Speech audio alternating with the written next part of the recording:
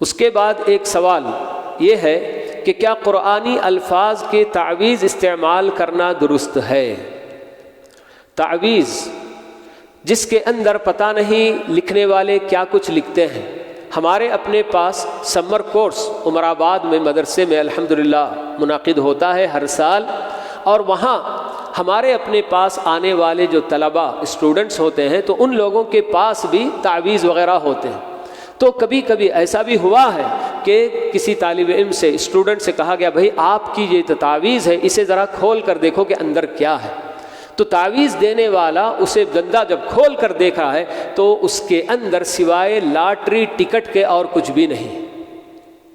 یہ لوگوں کو اسی طرح سے دھوکہ دیتے ہیں کہ اس طرح کی سب چیزیں دین کے نام پر آدمی بہت جلد بالکل جو ہے دھوکہ کھا جاتا ہے. تو ایسے سب جو ہے پیسے لوٹنے والے ایسے سب کام کر کے لٹیرے بن کر لوٹتے جاتے ہیں، اور ہمارے لوگ بھی آسانی سے ٹھگتے بھی چلے جاتے ہیں. تو تعویذ میں سب سے اہم چیز دیکھیے کہ اللہ کے نبی صلی اللہ علیہ وسلم کے پاس ایک صحابی آ کر بتاتے ہیں کہ اللہ کے نبی ہم لوگ جاہلیت میں رقیہ کرتے تھے، تو کیا ہم کر سکتے ہیں؟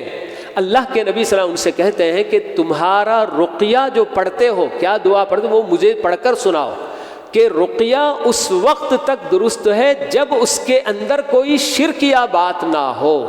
اگر شرک پر مشتمل ہو رقیہ تو وہ رقیہ جائز نہیں. بلکہ تو یہی چیز ہمارے اپنے پاس تعویذ وغیرہ میں بھی کوئی شرکیہ باتیں ہوں گی تو پھر وہ تو بالکل بھی جائز نہیں.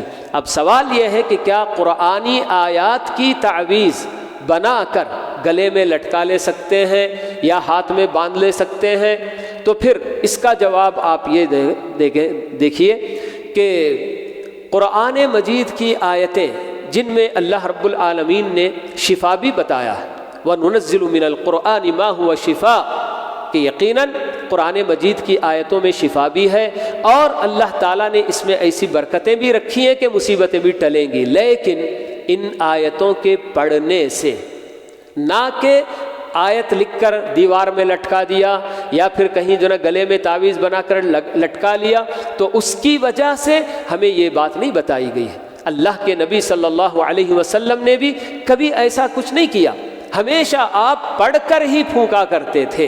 اپنے نواسوں حسن حسین وغیرہ کو بھی نظر بد سے بچانے یا کچھ بھی اور سب آفتوں سے، تو قرآن مجید کی آخری 2 سورتیں جن کو معوذتین کہا جاتا ہے، قل اعوذ برب الفلق، قل اعوذ برب الناس، تو یہ دونوں سورتیں آپ ان کو جو ہے دم کرتے تھے، پڑھ کر اس کے بعد ان کو پھونکا کرتے تھے. تو یہ قرآن مجید کی آیتیں پڑھنے سے ہی برکت بھی حاصل ہوتی ہے، بیماریوں سے شفا بھی ملتی ہے، سب کچھ ہو سکتا ہے. سورہ فاتحہ کا ایک نام خود ہے الشافیہ.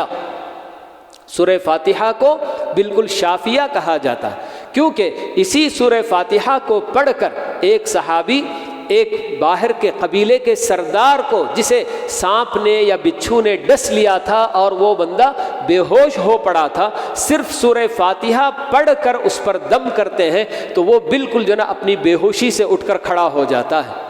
تو وہ جب واپس آتے ہیں اللہ کے نبی صلی اللہ علیہ وسلم سے آ کر بتاتے ہیں کہ ہم نے رقیہ کیا، اور رقیہ پر بکریوں کا ریوڑ ہم نے جو نا کیا ہے معاوضے کے طور پر لیا. اللہ کے نبی نے بتایا کہ تم لوگوں نے تو کلام حق پر معاوضہ لیا ہے. کتنے لوگ ایسے ہوتے ہیں کہ کلام باطل پڑھ کر اس پر معاوضہ لیتے ہیں، تو یہ تو تمہارے لیے بالکل بھی جائز ہے، تم اسے کھا سکتے ہو. بلکہ ان کا دل رکھنے کے لیے آپ یہ بھی بتاتے ہیں کہ اس میں میرا بھی حصہ نکالو. تو یہ سورہ فاتحہ کو انہوں نے جب بتایا کہ میں نے اس طرح سے صرف سورہ فاتحہ پڑھ کر اس پر دم کیا، اللہ کے رسول پوچھتے ہیں کہ تمہیں کیا معلوم کہ یہ رقیہ ہے؟ تو سورہ فاتحہ میں اتنی برکت کہ بندہ جو نا اس کو برابر کسی بھی مشکل کے لیے اور بیماریوں سے نجات پانے کے لیے پڑھ کر دم کرے تو یقیناً انشاءاللہ اس سے شفا ہونے کی امید ہے. لیکن تعویذ بنا کر لٹکا لینا تو یہ چیز نہ اللہ کے نبی صلی اللہ علیہ وسلم نے اپنی زندگی میں کیا، اور نہ ہی آپ کے صحابہ سے اس طرح کا کوئی عمل ہم کو جو نہ نظر آتا ہے. اور باقی جب آدمی قرآن مجید کی آیتیں جب تعویذ بنا کر اپنے گلے میں یا اپنے جسم کے کسی بھی حصے میں اگر اس کو باندھ لیا تو ظاہر سی بات ہے کہ تعویذ ایک مرتبہ پہننے والا کبھی اس کو نکالتا نہیں ہے۔